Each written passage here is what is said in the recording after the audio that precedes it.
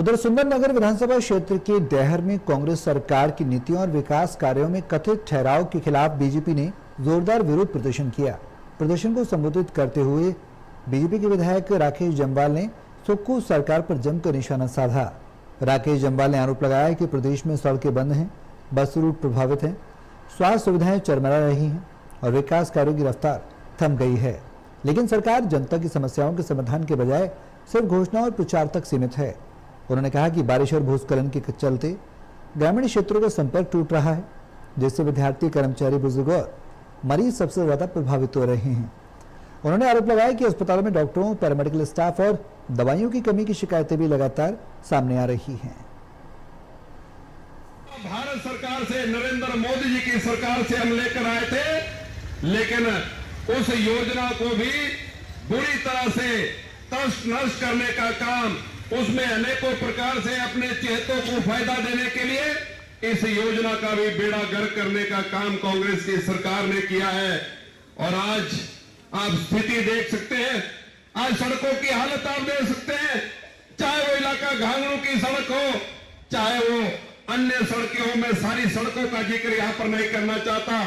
जहां पर बसें हमारी सरकार के समय में चली थी, वो बसें बंद कर दी गई। जब हम विभाग से पूछते हैं तो विभाग कहता है कि अगर टायर हमारे खत्म हो जाते हैं तो टायर डालने के लिए भी हमारे पास पैसे नहीं, पुर्जा अगर खराब हो जाता है तो पुर्जे के लिए भी पैसे नहीं है। सारे रूट बंद किए जा रहे हैं। झूठे वायदे करके किसानों को ठगा के 2 रुपए किलो गोबर खरीदेंगे, 100 रुपए लीटर दूध खरीदेंगे। लेकिन आप लोगों ने, कांग्रेस की सरकार का 4 वर्ष का कार्यकाल पूरा होने को आ गया। मैं पूछना चाहता हूं इलाका डेहर की जनता से कि इन 4 वर्षों में आप बता दो कि हमारे क्षेत्र में कभी कोई मंत्री आया, कोई मुख्यमंत्री आया, कोई कांग्रेस का नेता आकर किसी योजना का शिलान्यास किया? कोई नई योजना हमारे क्षेत्र के लिए दी? देना तो दूर की बात, जो भारतीय जनता पार्टी की हमारी सरकार के समय में शुरू हुए काम थे, उनको भी बंद करने का काम किया। हमारी आईटीआई का भवन का निर्माण कार्य चला हुआ था, भाजपा की सरकार में तेज गति से चला था, लेकिन कांग्रेस की सरकार आई, एक पत्थर नहीं लगा, ठेकेदार अपना बोरिया बिस्तर उठा के यहां से चला गया। बड़े शर्म की बात है। हमारे कांगू में आईपीएच विभाग का सब डिवीजन खोला था, एसडीओ वहां पर था, जेई वहां पर थे, स्टाफ वहां पर था। आते ही क्या काम किया, उस जेई के सेक्शन को बंद कर दिया।